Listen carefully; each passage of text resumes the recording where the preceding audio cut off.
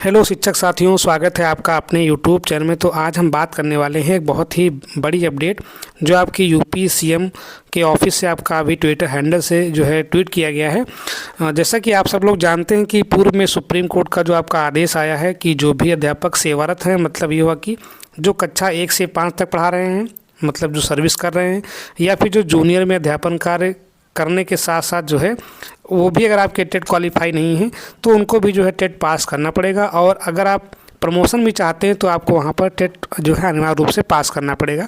तो ये आपका आदेश आया था और उस आदेश को जिन लोगों ने विस्तृत रूप से देखा होगा तो वहाँ पर ये भी कहा गया कि जिनकी सर्विस 5 साल से कम बची है उन पर तो आपका ये जो है ऑर्डर आपका अप्लाई नहीं होता कि उनको टेट पास करना अनिवार्य है, लेकिन जिनकी भी सर्विस 5 साल से ऊपर है उनके लिए जो है टेट अनिवार्य कर दिया गया है। वो चाहे आपके प्राइमरी के अध्यापक हो चाहे आपके जूनियर के हों, मतलब ये हो कि अगर आपको विभाग में अध्यापन कार्य करना है तो आपको टेट होना अनिवार्य है। और उसके लिए मौके भी दिए कि अगर आप 2 साल में जो आपकी कंसेक्यूटिव जो आपके टेट की परीक्षाएं होती हैं, अगर आप 2 साल में अगर आप परीक्षाओं को पास कर लेते हैं तो आप वहां पर अर्ह माने जाएंगे।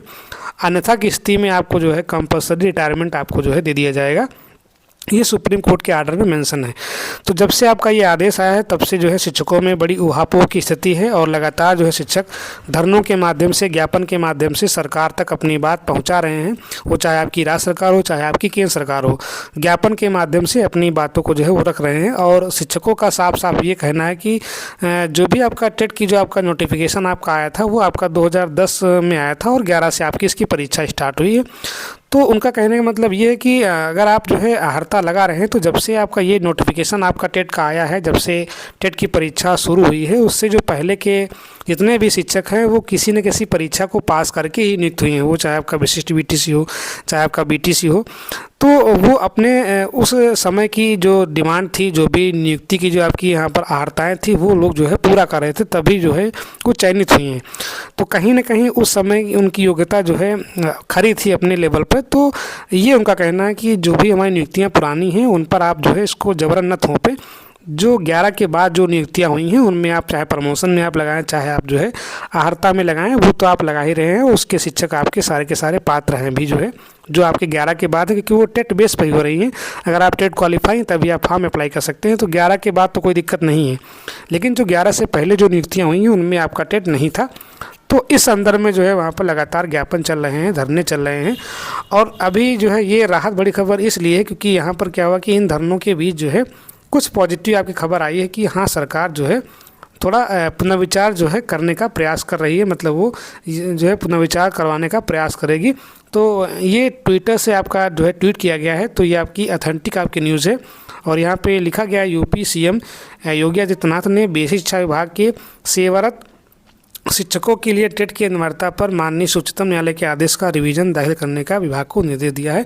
मतलब ये हुआ कि माननीय मुख्यमंत्री जी ने जो है जो भी आपके विभाग के अधिकारी हैं, जो शिक्षा विभाग आपका है, उसको निर्देश दे दिया है कि आप जो है इसको रिवीजन में डालें। इसको मतलब ये हुआ कि पुनर्विचार याचिका इसकी डालें।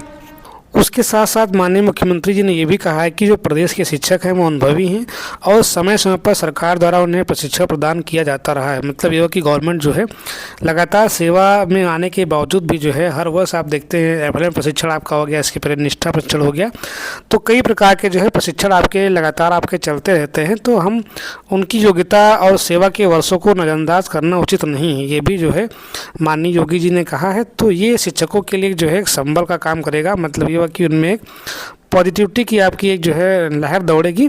और उसके आगे देखते हैं कि पुनर्विचार याचिका दाखिल होती है और उसके रिस्पांस आगे क्या आते हैं, सुप्रीम कोर्ट में उसका मैटर कैसे जो है कैसे प्रोसीड करता है, उसको आगे देखने की बात है। और इसके साथ साथ थोड़ा एक और खबर हम पढ़ लेते हैं। जो आपके शिक्षक संगठन लगातार आपके जो है धरने के माध्यम से, ज्ञापन के माध्यम से सरकार को अपनी समस्याओं को अवगत करा रहे हैं। तो उसी संबंध में एक शिक्षक संगठन आपका जो है दिनेश चंद्र शर्मा जी वाला है, उसने क्या कहा है, लेटेस्ट आपकी खबर है, तो इसी के साथ मैं उसको जोड़ने का प्रयास कर रहा हूँ। तो उन्होंने साफ साफ कहा है कि टीटी की अनिवार्यता वापस न होने पर देश की राजधानी में करेंगे आंदोलन।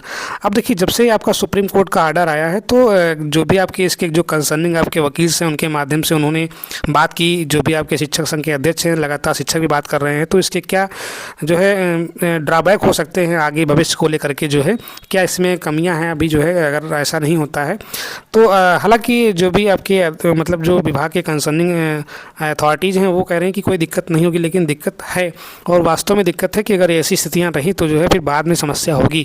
तो उन्होंने साफ साफ कहा है कि आपके जो प्रदेश अध्यक्ष हैं डॉक्टर दिनेश शर्मा ने कहा है कि जो आपका टेट कानून है इसको आपको वापस लेना होगा, और अगर ऐसी अनिवार्यता जो है लगी है तो उसमें शिक्षकों में आपका भय है, और लगातार कई शिक्षकों के जो है आत्महत्या की खबरें आ रही हैं जो कि बहुत दुखद है।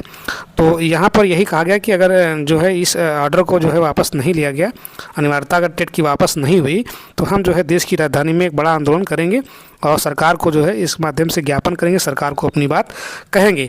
उसके बाद जो होगा फिर उसके बाद देखा जाए। और यहाँ पर जितने भी आपके संगठन के पदाधिकारी थे वो भी आपके मौजूद थे, तो ये आपकी बहुत बड़ी खबर है।